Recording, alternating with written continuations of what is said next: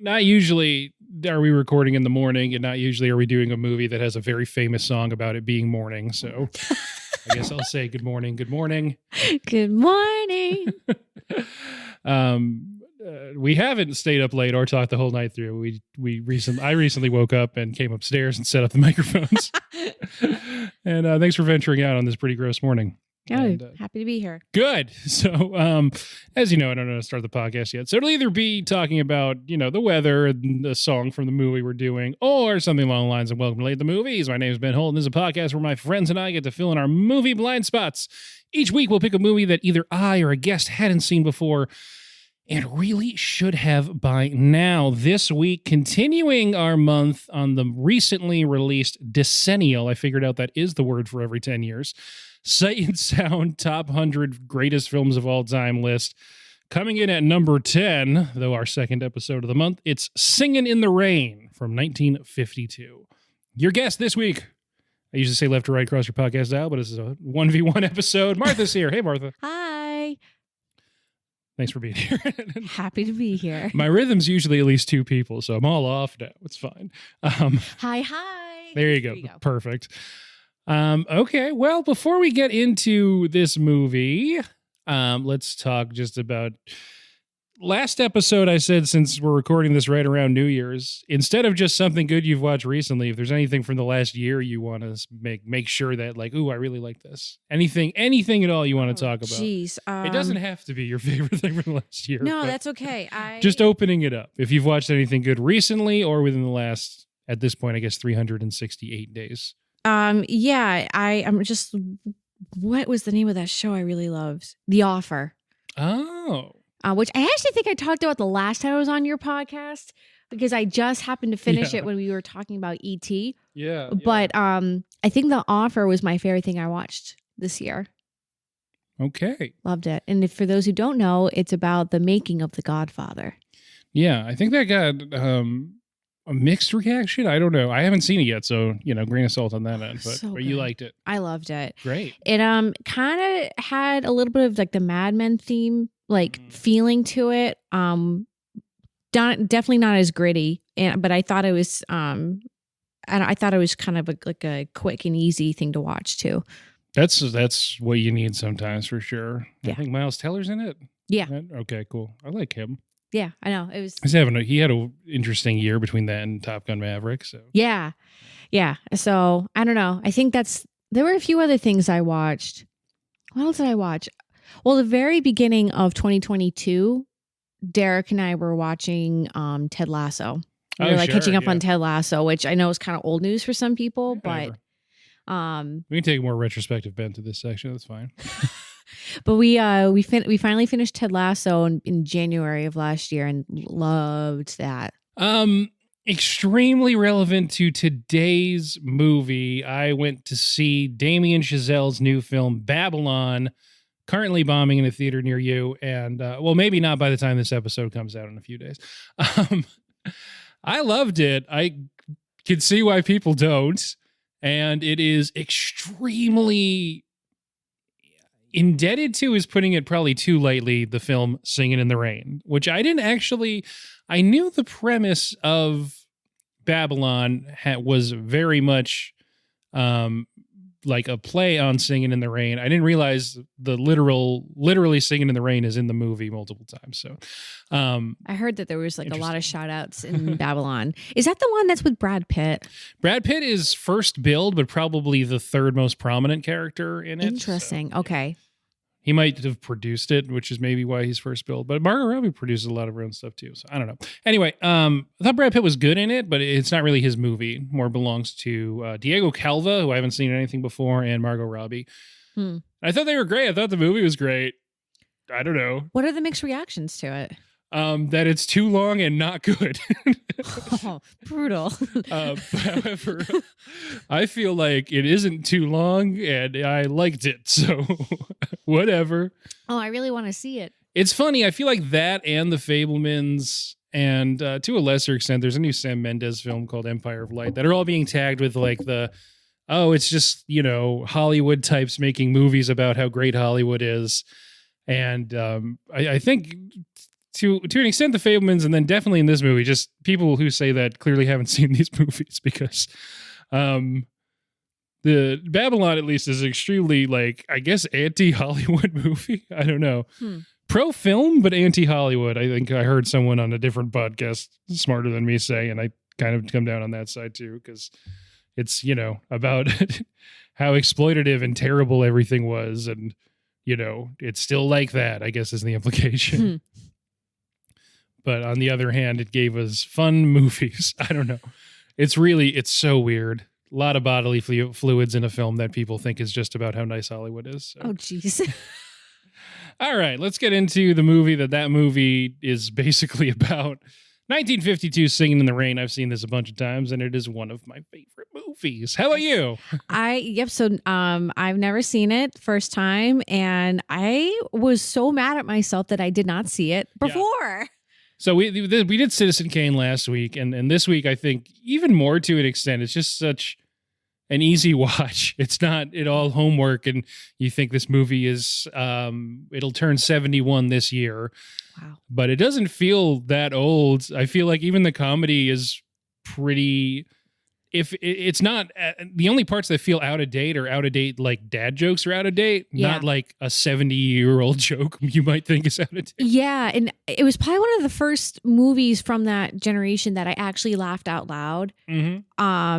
Where, like everything was refreshing almost. Like even the choreography was just very fresh. And I was like, oh, that's something I would see today. Why don't they do this anymore?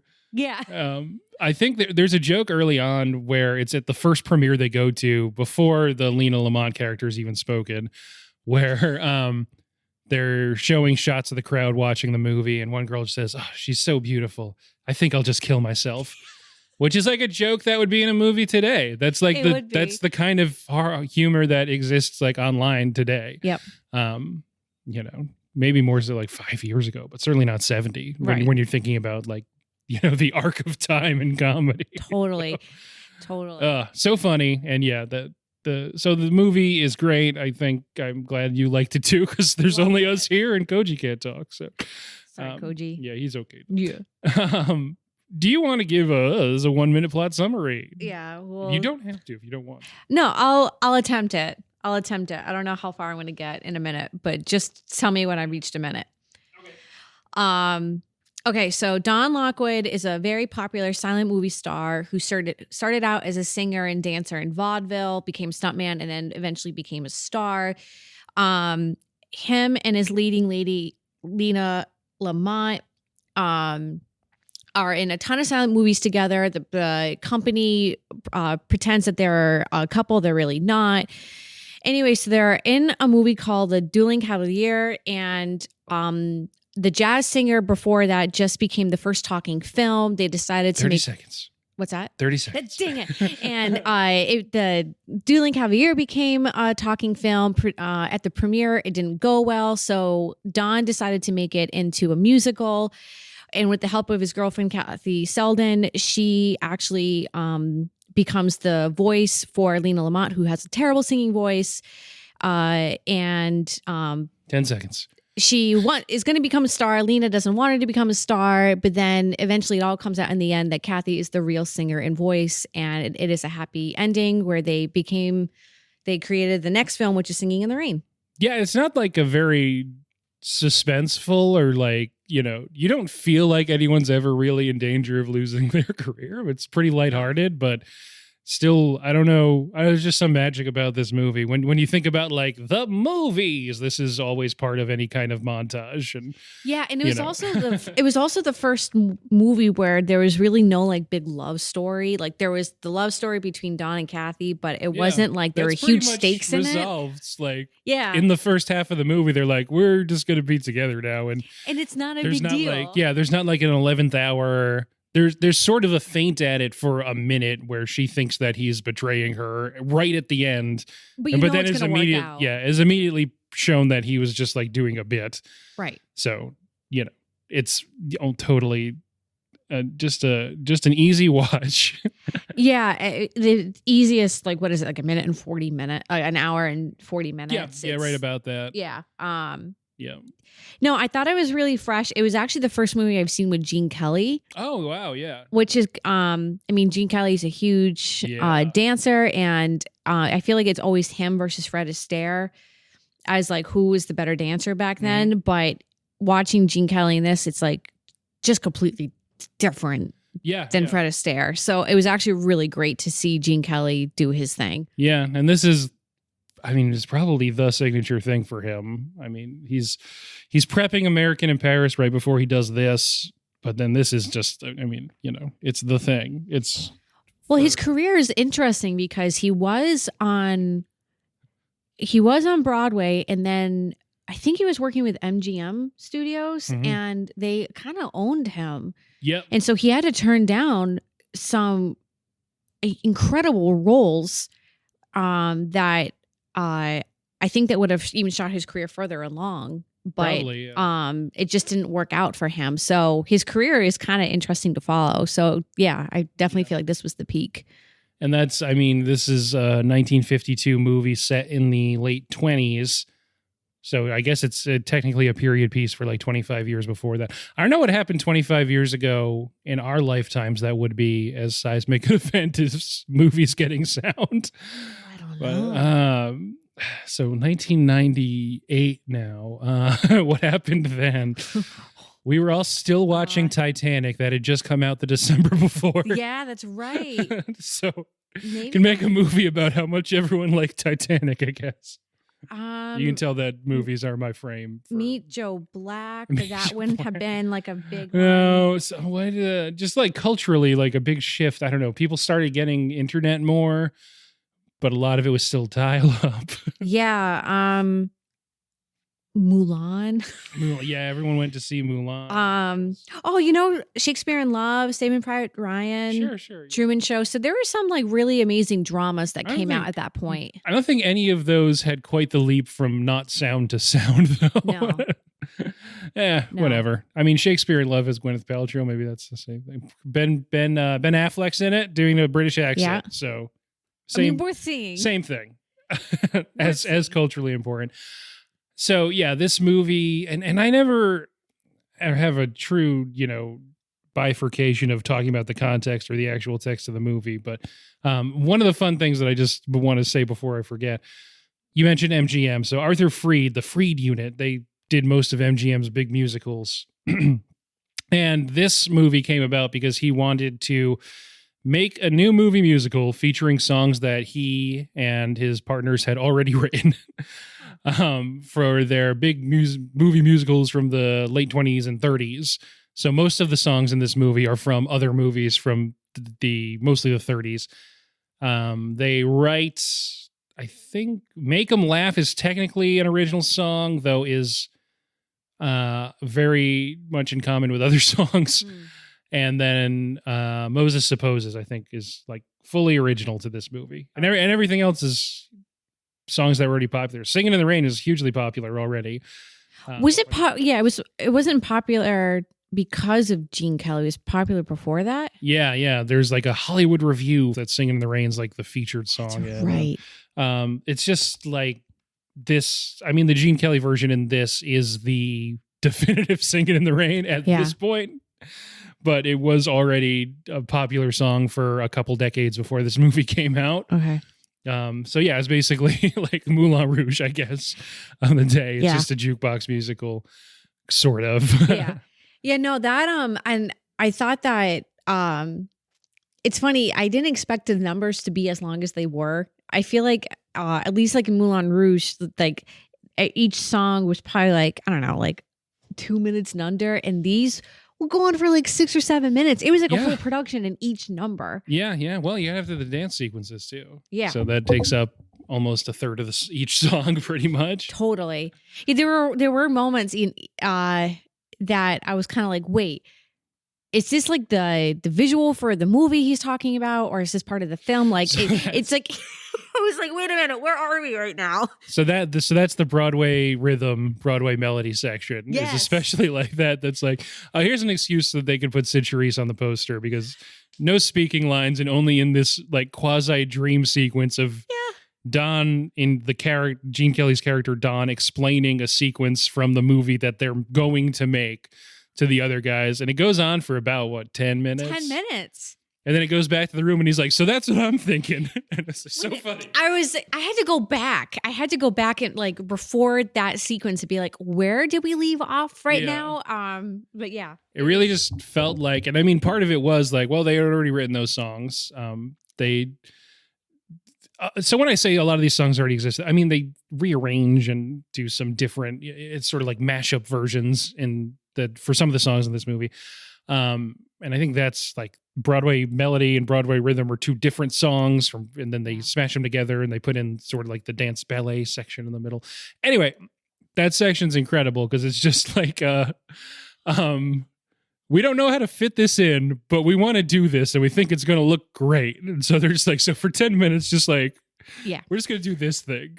It is great. It's so cool. It is. It kind of actually reminded me of,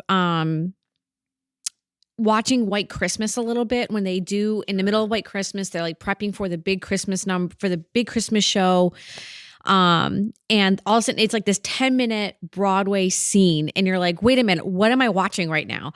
And it just reminded me of that, of like, it transported you to a completely different place just to like be enthralled in this huge Broadway number. And for that time period, it was pretty magical to watch. Yeah. This is, I mean, yes, it's so good. They get to, it's just such an LA movie that for there to be like this really like the definitive Broadway in movie musical section to come in just like this one nook of this, such an LA movie is really. Like La La Land was probably like looking at movies like this. Well, certainly. Yeah. Speaking of Damien Chazelle. Yeah. Yeah. So that's, oh God, it's pretty incredible. It's so good, this movie. Well, let's talk about the actual plot though. So, I watched this with my sister and my mom last night and neither of them had seen it before. It's like, really? But they're at work now. So dang it. But yeah, for the first like 5 minutes, they're like, does she not speak the whole movie? Talking about like Lena. And then I'm like, just wait. And that's one of the great comic beats in, I guess, movie history is she has that terrible voice. I went in not reading any synopsis for this. I just wanted to see like what it would be.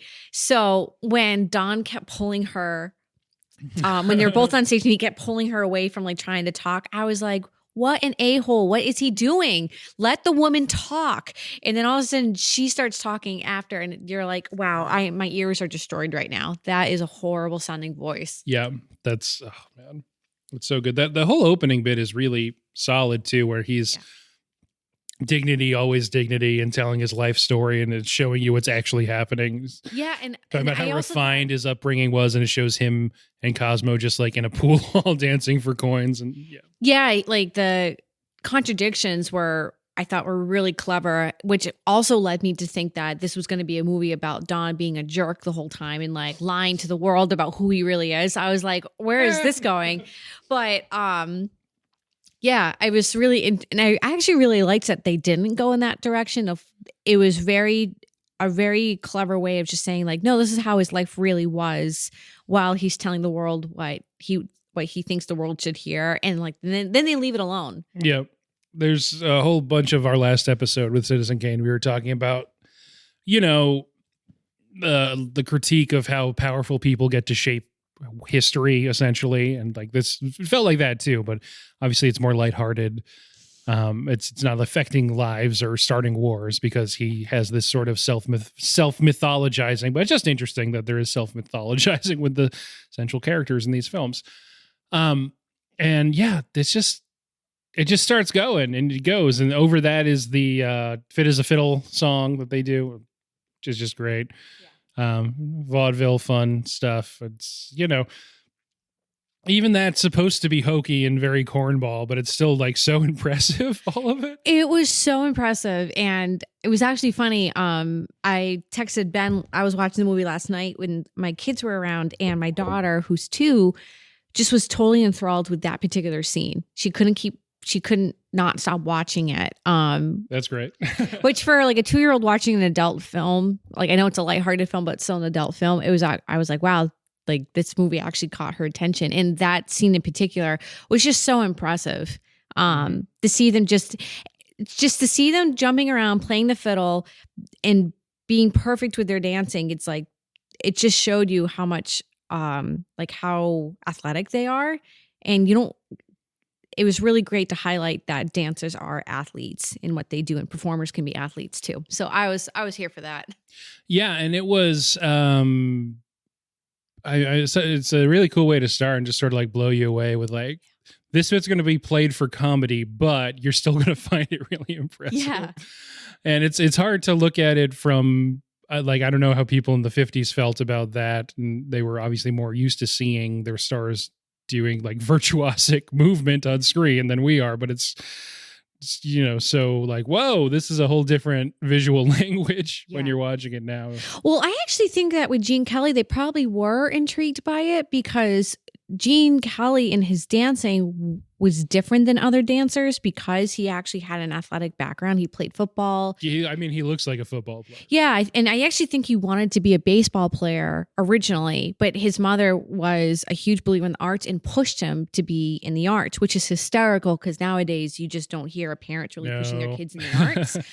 So him and his siblings actually were all dancers, I think, or at least him and his brother were, but they were also athletic. So to see him incorporate like this athletic build and training into his dancing, I don't think that was really common. No. And he's, I think he's 37 when he makes this movie. And really, I didn't know that he was that. Yeah, we know plenty of people in their 30s that can move like that, right? Whereas I think Debbie Reynolds is like 19. She looks so freaking young in this movie. Anyway, well, I guess we'll get to that. Though we are right there. This is after the premiere that opens the movie. He gets mobbed by his fans when the car breaks down and jumps into her car. In another scene where it's like, oh, he just wants to show off that he's like doing his own stunts where he jumps onto a moving trolley and then into a thing. I don't know if he's actually doing his own stunts, but it just seems like an unnecessary stunt performance. It was a little unnecessary. Just to get into a different car from a car. I was actually laughing too. I'm glad you brought this up because he jumps from the car onto the trolley, but the trolley is kind of stagnant and just stays where like the fan base is. So it's like, what purpose was that, dude? What purpose was that to jump into that trolley when should be going into the other direction? I don't know. I thought the choreography was a little strange. It's just like, if you go to Hollywood, you can see any of the major stars jumping on trolleys. Totally. Totally. Oh, yeah, it's crazy. They shut down traffic for miles, just stars jumping on trolleys and from vehicle to vehicle. Not one police officer in sight or if there is, he's like friends with him. So this is our intro to Debbie Reynolds is Kathy Selden. And she's great in this movie too. Is this the movie that kind of made her Debbie Reynolds? I assume so, but I'll edit it. I'll look it up when I'm editing this, and if I'm wrong, I'll edit this out. Okay. But yeah, what a like Star is Born kind of performance. It's about someone being discovered and becoming a star, and well, I mean, she's a teenager when she makes this, so she was. I almost didn't recognize her, to be honest. It's like I forgot it was Debbie Reynolds. Yeah. But she's fantastic, and she's doing all the dancing that they're doing, but in heels. The Ginger Rogers thing is she did everything Fred Astaire did, but backwards in heels. Yep. Same deal. Apparently, it doesn't sound super fun working for. So Gene Kelly co-directs this movie and does choreography, obviously, and apparently was quite the drill sergeant with the choreography scenes. So yeah, I heard he wasn't the greatest to work with. No, I'd imagine not. But oh well, that's old Hollywood. Yay! But not even that old, 50s Hollywood. But it was really, what was cool though was to see her matched up against someone who has that much experience now, knowing the age difference between the two, and just the experience itself. And she was right there with him the whole time. So I thought that's really cool. And it was really great to watch too. I mean, when they're in the car too, I thought their banter towards one another was, I don't know. I thought it was funny. It was light. It was seamless. And sometimes I feel like acting from the 50s, not that it's bad, but it is very like, there's not a lot of depth to it sometimes compared to like some of the acting that you would see now. Mhm. But I thought Debbie Reynolds was kind of advanced, even just like for this lighthearted film. I don't know. There's a lot. She's doing a lot of stuff with just, suggestion and her like facial movements and stuff. Yeah. And I mean, part of the text of the movie is that Gene Kelly isn't a good actor anyway. So I guess you can sort of like use that as a thing. Not Gene Kelly himself, but Don is his name's Don, right? Don, yeah. Don Lockwood. Don Lockwood, great name. Is that Don is sort of like only a silent film guy, but if he's actually talking, he kind of sounds goofy. Yeah. And he is pretty goofy. It is super goofy, which we'll definitely get to that Mhm. part. But yeah, with so the preview, but so they have the great discussion about how film acting is dumb and no one cares about movies, and you just do a whole lot of nothing up there on screen. And meanwhile, she's a stage performer and believes that like stage performance is so different because like you're actually using words and texts from great writers, and that is the definition of a true and meaningful actor. Yep. And so, if you're wondering if all of those discussions are almost word for word in Babylon, they are. Oh my God. Yeah. Now I really got to see Babylon. Don't bring your kids. Noted. Yeah. And you can totally see though in the car that like Don's ego just immediately gets crushed by her, which was pretty satisfying to watch because from the get-go, you're kind of like, this guy's, egotistical. Bring him down. and I love that it seems to be ending on a note where he at least thinks that he has sort of an upper hand, but then his jacket's stuck in the door. Yeah. Very funny. Classic. And then they're at the party and she's one of the, what do they say? The floor show dancers. Yeah. Yeah. Great scene too. Yeah. Also really great. Where she just looks like really annoyed, but is still trying to perform. And performs well. Like she was the one that popped out of the cake, right? Yes. Yeah. And I feel like that whole scene is just like classic, almost vaudeville looking. Yeah. So yeah, that's one of the scenes in this movie that has the old sort of like not quite Busby Berkeley level production stuff, but when you think of like the musicals from the 30s, the huge amounts of mostly women doing like line dance, pretty much. Yeah, with a lot of leg, huge hats. Although this, I don't think they had huge hats in this one, but it's still like very flashy costume looking, and they all look the same. They had small hats. This one they had small hats, but they all look the exact same in this number. So yeah, I thought the number itself was really great, and I feel like things kind of just kept moving right from the scene where Don was like, "Hey, it's that girl. She really got to me. I want to talk to her."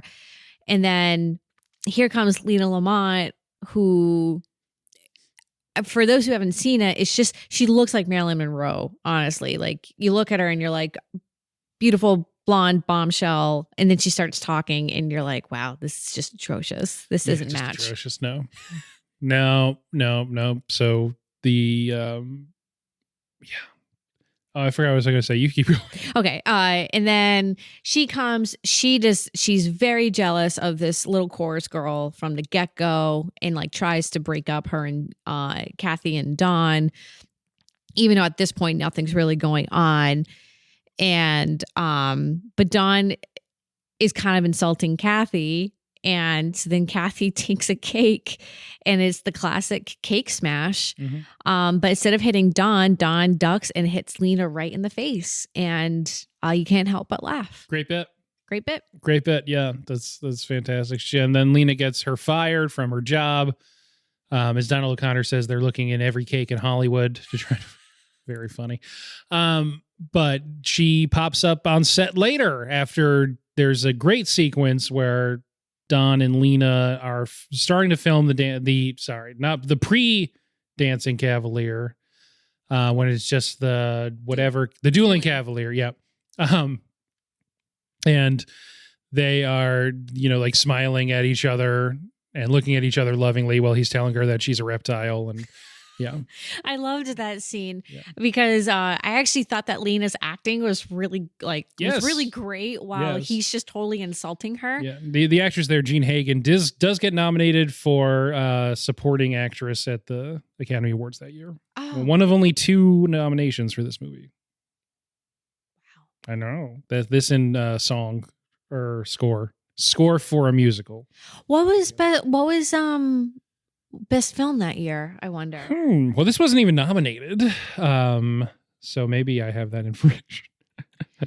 That's really surprising. I don't know. That's kind of surprising. It was a pretty modest hit when, and not even a modest hit, I guess, when it came out.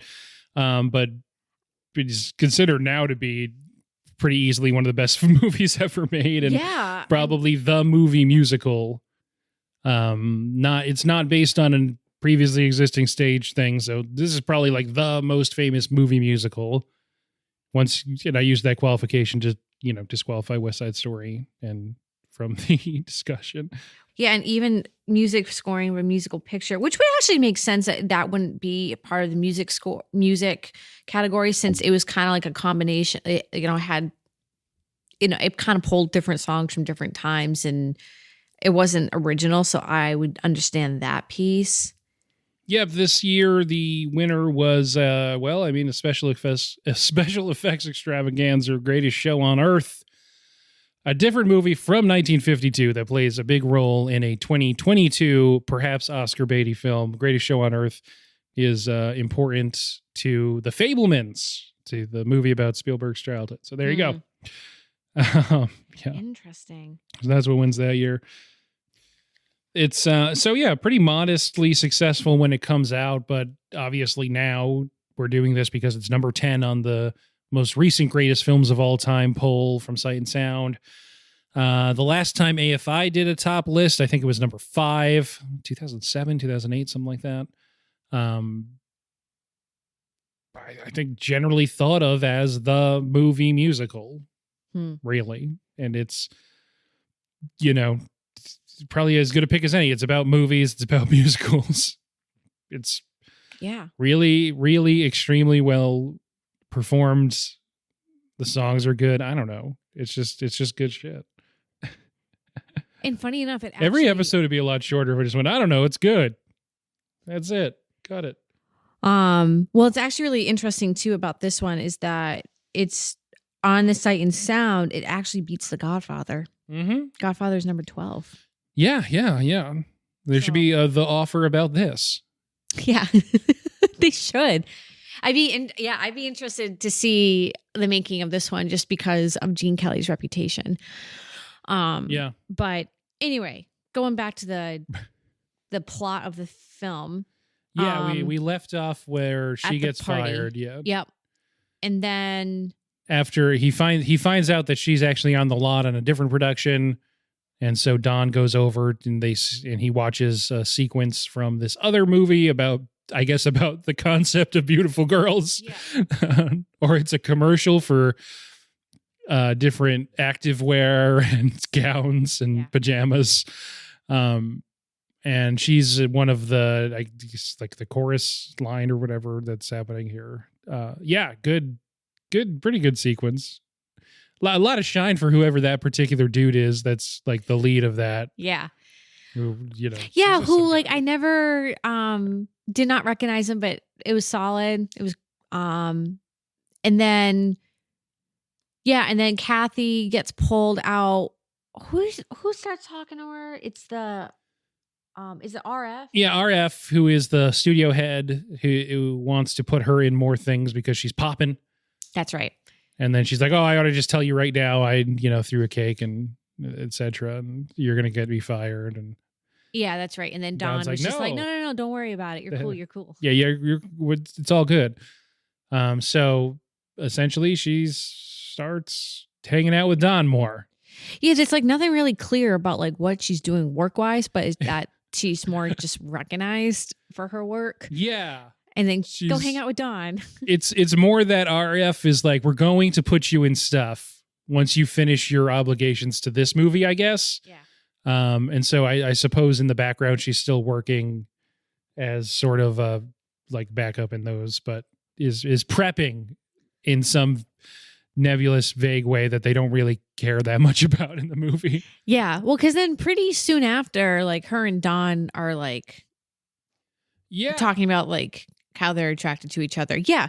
But basically that from that scene, they go outside and then he tells her all that. And then they're just together for the rest of the movie. Yeah. And she also tells him too that turns out she's actually been following, like she loves his career. Like, which was like total opposite of what she said in the beginning of the movie in the car. So then that's actually a really famous number when they're in the studio and he's singing that song to her on the ladder. Yeah, that's cool. They put the background up and the lights on. Yeah. Like, the magic of movies. Yeah. That's actually the scene that's played in, what is that movie with Anne Hathaway and Robert De Niro? The Intern. The Intern?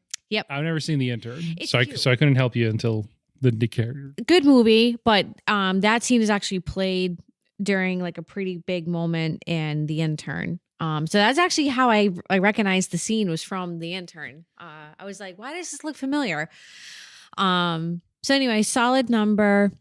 And then the jazz singer is announced. Yeah, I was gonna say so the reason that she's in the place doing the thing with the guy singing about beautiful girls is because that's, I guess, one of the first productions that we see, at least to that extent, where there's sound, because at the party at RF's house, he shows them a talking picture.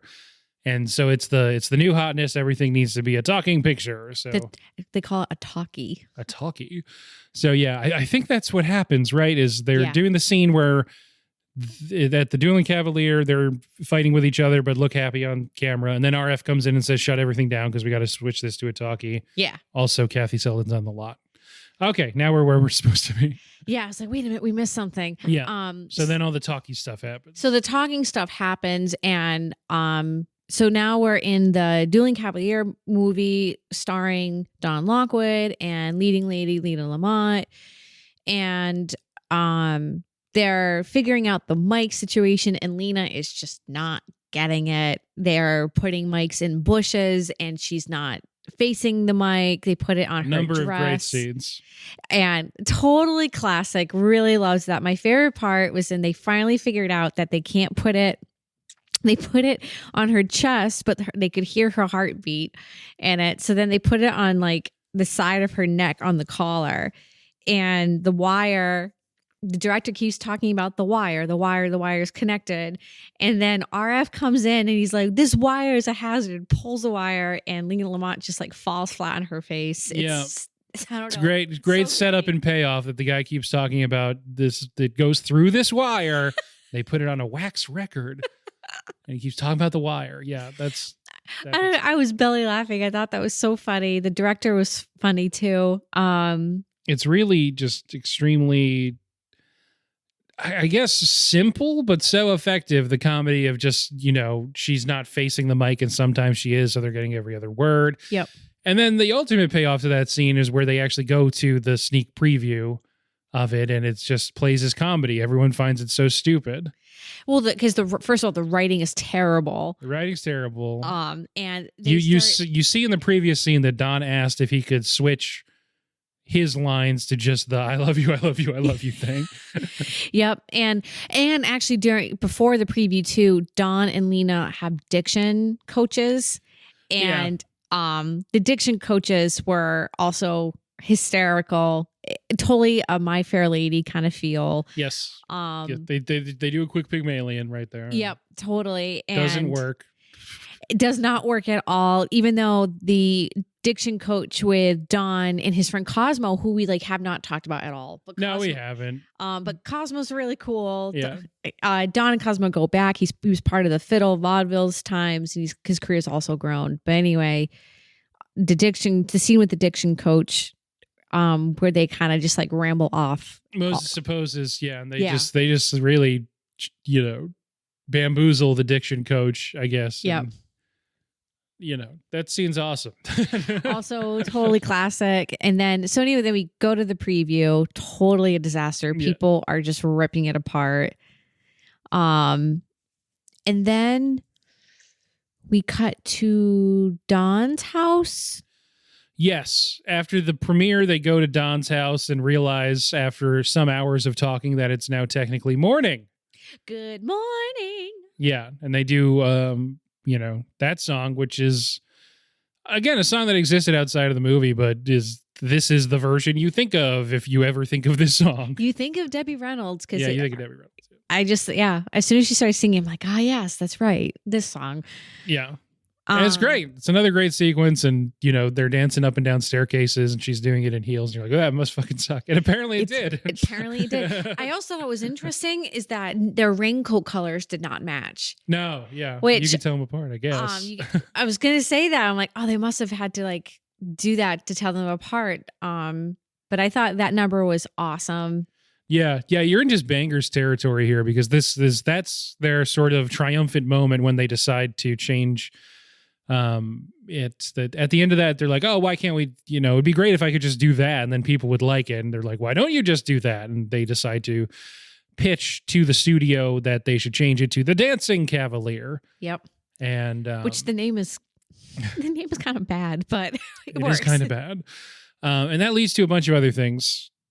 Meaning the section we already talked about is when he's pitching what's going to happen, and they do the Broadway rhythm thing. But in between, there's a little number called "Singin' in the Rain."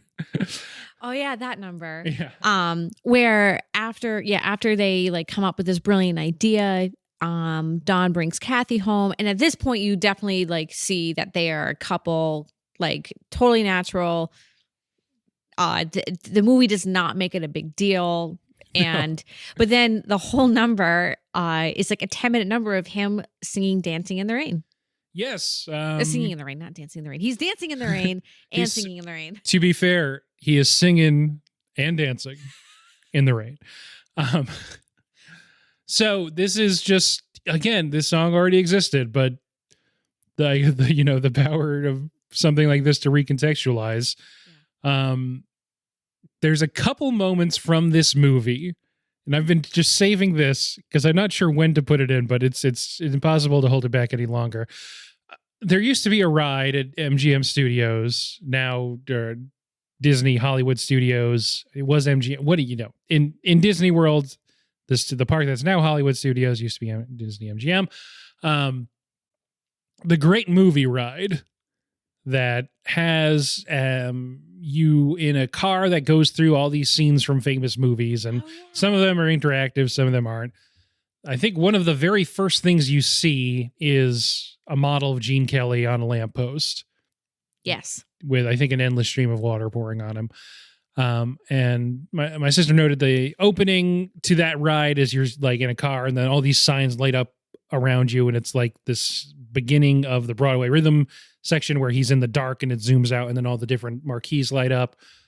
There's also a video that plays when you're in line for that ride, which no longer exists. Sorry. The ride was closed, and I'm too into theme parks. We don't have to go down this rabbit hole too far. The video when you were in line has scenes from Hollywood movies that if you're a kid and don't know the things that are going to be on the ride, here's clips from those movies. And yeah. So there was clips from Singin' in the Rain and that. And so that's the first time I saw anything from Singin' in the Rain was in Disney waiting in line for the Great Movie Ride. And then on the Great Movie Ride. That's awesome. Yeah. Just him saying, gotta dance was one love it. Part of that video. Okay. Anyway, Singin' in the Rain sequence here, just the most iconic one from this movie that has at least a few iconic sequences. Yep. And I don't know, just sort of like a virtuosic. Here's, Gene Kelly directing this. I don't know if I mentioned before, co-directed with Stanley Donen. And you just figure Gene Kelly's like, oh, this is me. Everyone clear out. I'm going to ISO. And I'm just going to do this thing. And this is just a great scene. As someone who hadn't seen the movie before, you were at least aware of this part, I'm assuming. Yeah. And it's just Gene Kelly doing his thing. And the whole time it's just butter. It's so smooth. It's so elegant. And it's not even just his dancing. His singing is, it's timeless. It's totally timeless.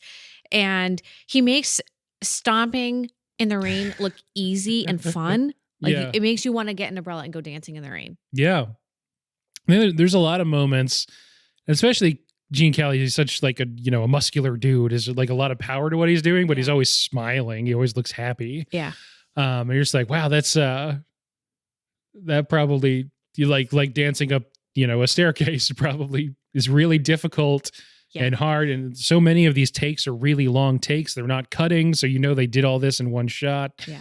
And how many times do they have to try to get this right? And, I don't know. It's just, it's freaking magic. It's so good. It's magic. And again, like just a shout out to him being an athlete. It's just, you don't see that much unless you're going to see people on stage, because people who are on stage do that 8 times a week. Right. Yeah. But seeing it in a movie where, like, again, like you said, you see it, they had to keep doing that over and over and over again to get this perfect scene. And he looks like he's having the time of his life, and he makes it so easy. Yeah, this is so good. Yeah, he's doing a great job, obviously. And then you just I don't know.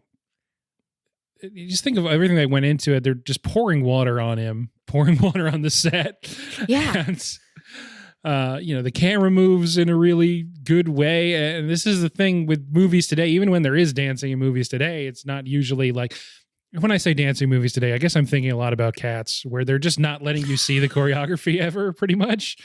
It's just doing so much cutting, and there's close-ups, and you just like, I don't know, it's not boring shot composition here, but you see everything that Gene Kelly's doing. Yeah, and I think my favorite part, honestly, is the end where, like you said, they're pouring water on him. He's probably drenched, and you can't even tell in the movie that he's drenched, but he's drenched. Yeah. And then he just turns to the police officer and just sings so casually, like, "Yep, not affected by how wet I am right now. Yeah. I'm just gonna keep walking in the rain, and it's all good." Dancing and singing in the rain. He walks away, but my sister very, very happy with the way that people in musicals walk, with his crazy arms going with like the Scarecrow and Wizard of Oz kind of style. She literally said like the Scarecrow and Wizard of Oz. He gives his umbrella to the guy who's walking by. The guy's like stoked to get an umbrella. Yeah. Guess he forgot his at home. I don't know. Yeah, it's just one of those scenes where you look back and you're like, wow, it must have been a really happy time back then. And the movies just have that magic. Yeah. Where just for a moment you're like, wow. Yeah. This is cool. Yeah, and it does capture the feeling, and like, singing in the rain, like, yeah, it's raining, but this guy's so happy it doesn't matter. Yep.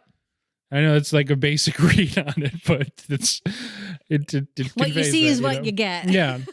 And it is like, again, it's like pretty cornball, but it's like, it's so good that it doesn't matter that it's corny. Yeah, I think you have to, watching this movie, you have to accept that it's really corny. I think once you accept that it's really corny and don't be uncomfortable by how corny it is, you actually learn to appreciate it. Yeah, get over yourself. Kinda. If you don't like there's a reason it's near the top of all these best of all time lists. Yeah, that's what's kind of funny. It's like, it's not even just like a movie of like, oh, back then, like, good job, pat on the head, like, oh, they made a really good film back then. It's like, no, it actually stands out as a really wonderful film. Yeah, absolutely. So, I love this movie. So anyway, that's probably still about, 30 minutes left in the movie after that, something like that. At this point too, they're just actually probably more, because they still have the whole Broadway rhythm section. So which is like 15 minutes. Yeah. So like at this point, then they just go right into the Dancing Cavalier and just like making it into a musical. RF agrees. It's a great idea. And the gives Cosmo a raise. And the pitch is that they're going to dub Lena's voice with Kathy's voice. Yeah. I think, and they don't make that part a big deal, but it's like a huge like plot twist of like Kathy's going to be dubbing and Lena is going to be lip syncing the whole time. She's going to do it for this one picture, and then Don and Kathy are going to go make movies together. And the big thing, just don't tell Lena. Exactly. But they do decide to make Kathy they want to put Kathy in the credits. I guess that's actually a point to make, is that they say like Kathy Selden was, the voice of Lena Lamont, which becomes pretty popular in musicals. I mean, My Fair Lady, I wasn't Audrey Hepburn singing. Except for one, I think she did one scene in My Fair Lady, but anyway, Yes. But then yeah, it's the Broadway scene. And then it's right. Then I think we get right into the preview. There's a little bit of them recording it with they're showing that's right. the image of from the movie with Kathy doing the recording, but that's not like there's not really anything dramatic happening there. They do a good job, and then they go to the premiere. Well, actually, Lena walks in at that point. Yes. Oh yeah, no, totally. She finds out that this is happening, and then behind their back, she sort of goes into her contract and finds ways that she can leverage her contract and sort of blackmail the studio into taking her name off of it, and then also is trying to convince RF that she needs to continue providing her voice for like pictures going forward. Well, she actually goes to the press too, and like puts stories in the press of like that she's like a voice sensation, so on and so forth. And there's a clause in her contract that the studio is responsible for any press about her. So if they contradict the stories that she planted, then she can sue them, basically. Yeah, which every single in that scene too, she says like a ton of times. What is that like? You must think I'm dumb. And yeah, like she proves that she's not. Like she's come up with a way to have leverage.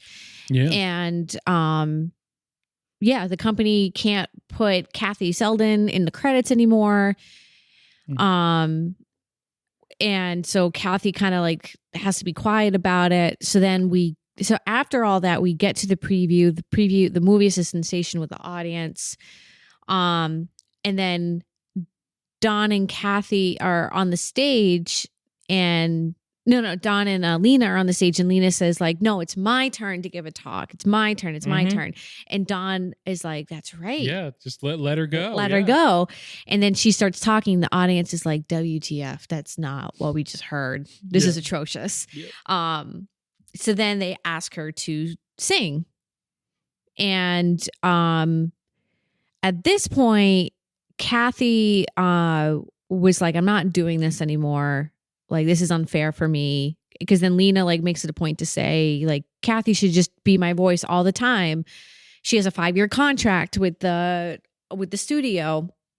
And so they ask her to sing, and Don essentially and RF and Cosmo like all kind of have like this look of like, oh yeah, we know what we're gonna do. Yeah, yep. Don't tell Kathy anything. And and Lena's gonna quotation singing in the rain, in A flat.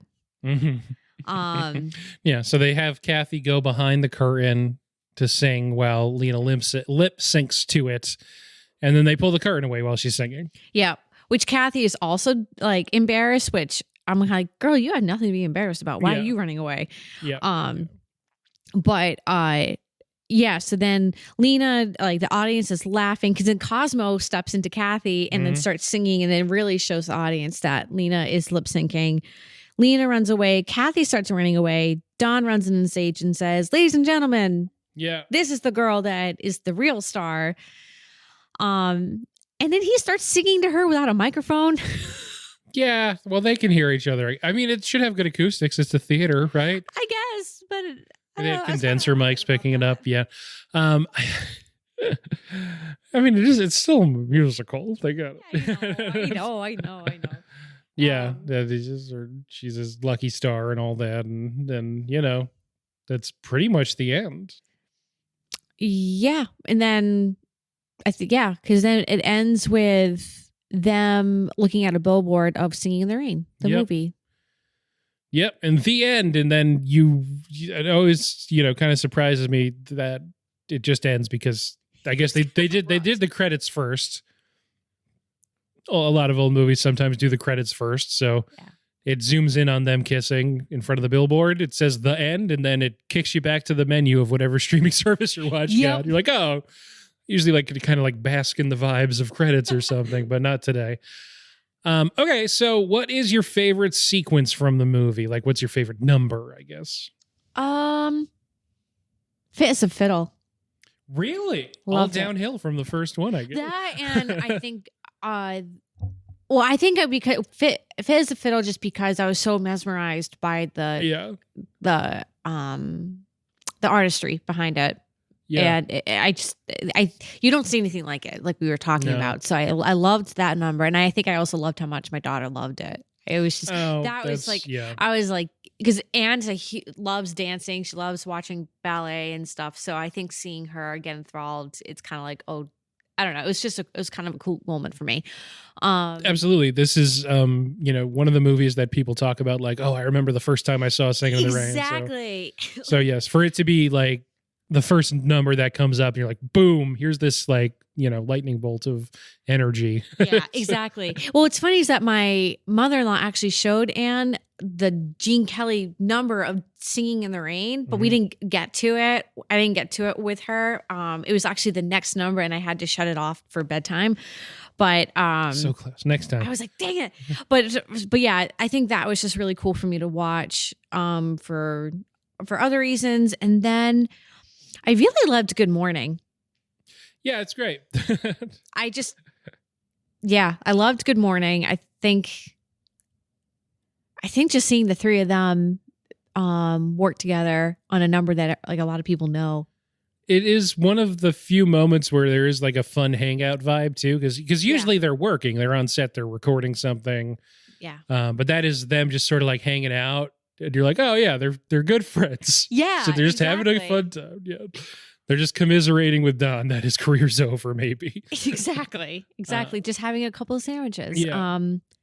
We didn't talk about it at the time, which is fine with me because I knew I wanted to talk about it anyway. Probably my favorite sequence is Make 'Em Laugh. I mean, speaking of virtuosic performances, Donald O'Connell who plays Cosmo. This is like a very foundational thing for a lot of comedians and comic actors, is the Make 'Em Laugh number here. I think when Joseph Gordon-Levitt hosted SNL, his monologue was he just did Make 'Em Laugh.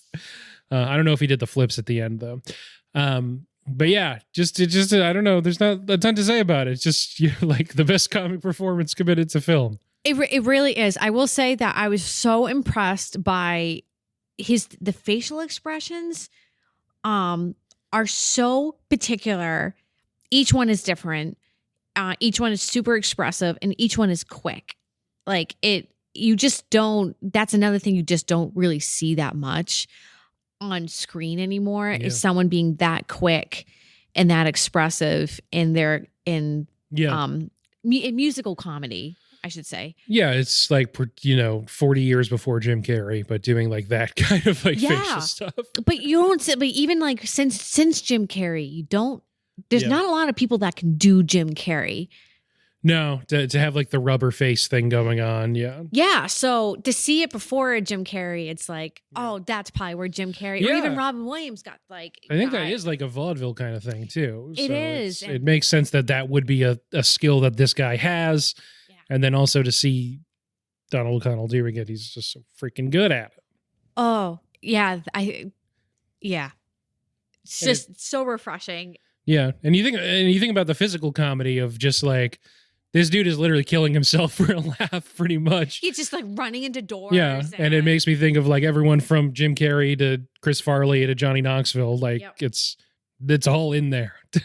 Yeah, and again, it's like it's such a niche group of performers that you just don't see. So just to admire on screen, that was a really, really fantastic number. Yeah, man, cool movie, good stuff in there. And then, and then obviously Singing in the Rain, it's great. I do love the Broadway rhythm sequence just because it comes out of nowhere. Sid Charisse is like pretty prominent on the poster for this movie, like the name, because she was a name at the time. And she doesn't have any lines. She just shows up and does some dancing in here. Yeah. Well, and it's funny actually, with that number, I think the church actually like reprimanded the movie because of that number. Too hot. Too hot at the time, which like it's not nowhere near what we see today. I mean, it's a fantastic number, but I would have not considered that like a damaging experience. Yeah. They didn't like how those vaguely organized crime guys were flipping those coins in time to the music. Yeah, but I think the only reason why I would say it was not my favorite number is because it brought me back to White Christmas, and I loved Yeah. the number from White Christmas, and it just reminded me so much of it. Yeah.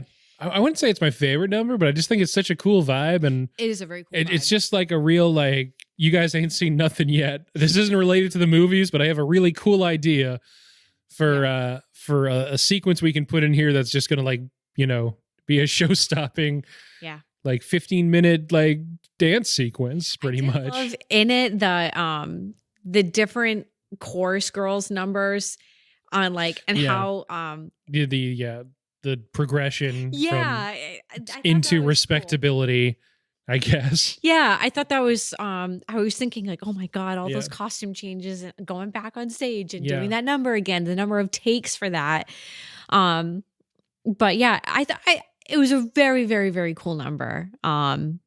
Definitely in art unto itself. But the only reason why I didn't think it was my favorite is just because it reminded me a little bit of just like visually of White Christmas. That makes sense. I hear you on that. There's so many good sequences in this movie that it is a little hard to pick, but so good. So why haven't you seen this movie before the last couple days? I don't know, to be honest. And it's funny, I come from a musical family and like people who love theater. So I was a little surprised, but I think it just wasn't, I feel like it just fit. There are just some musicals in movies that were more popular, I guess, in my household, like West Side Story, Sound of Music. I mean, I didn't watch this growing up either, but I'd seen Sound of Music probably like 7 times before I saw this. I think there were just other musicals on film that were more prominent. Mm-hmm.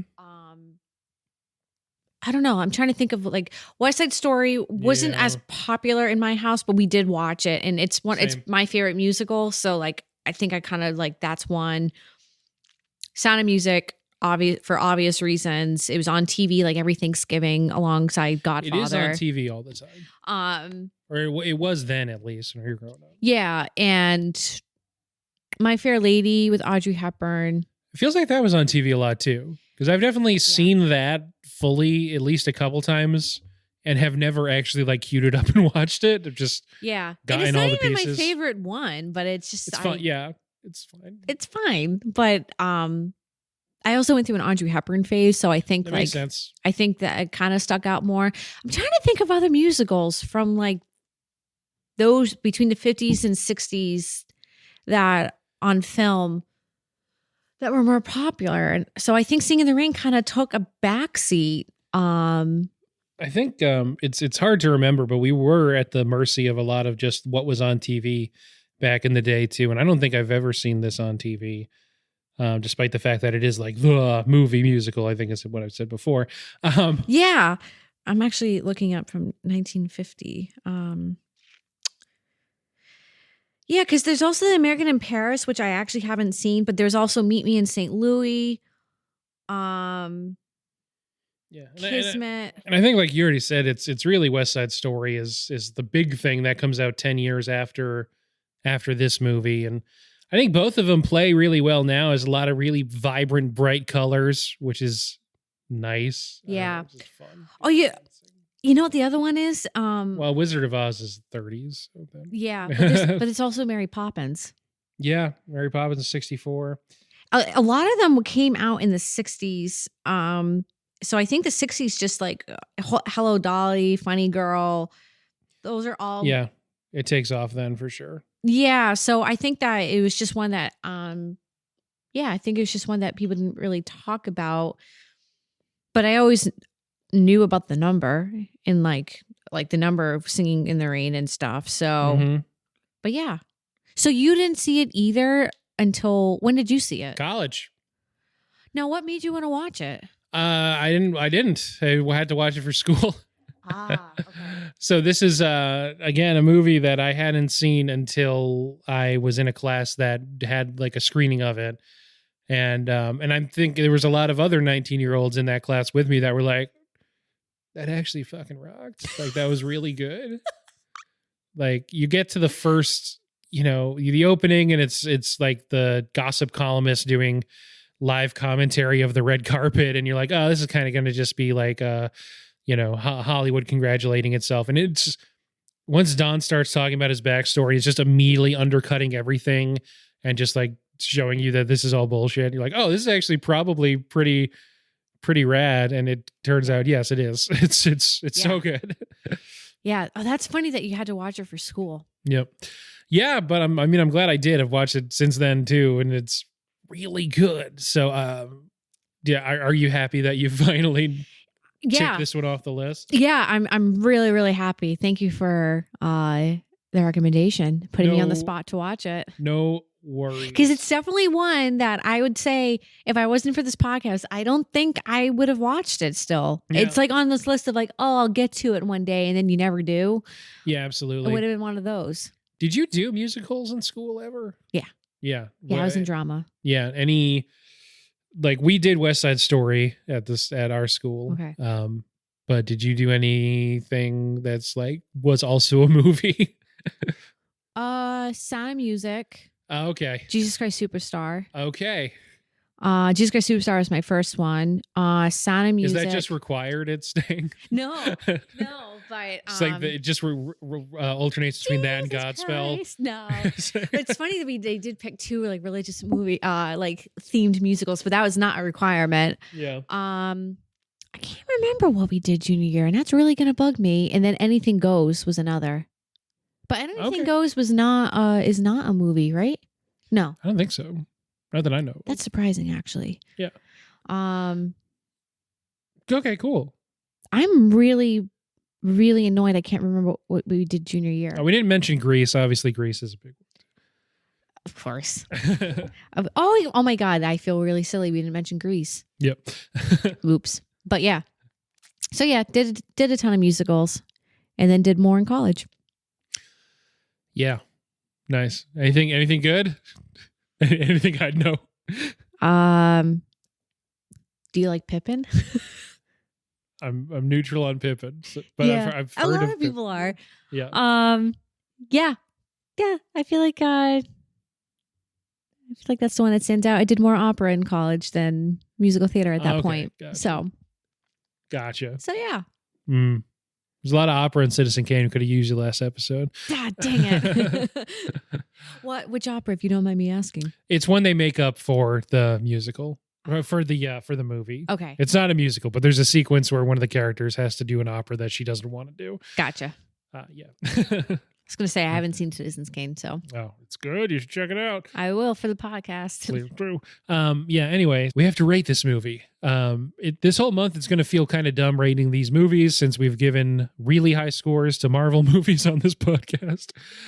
But putting that aside, on a scale of 0.5 to 5 on any scale of your choosing, later to be uploaded to our Letterboxd account, what would you give this movie? Singin' in the Rain. Okay. Oh God. 5 coins. 5 coins. Yeah. And if you see the movie, you know why I said coins. Yeah, coins is good. I'll give it 5 toeses that are not roses.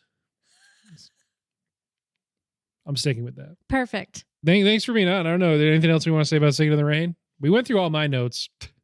Yeah, no, we went through mine.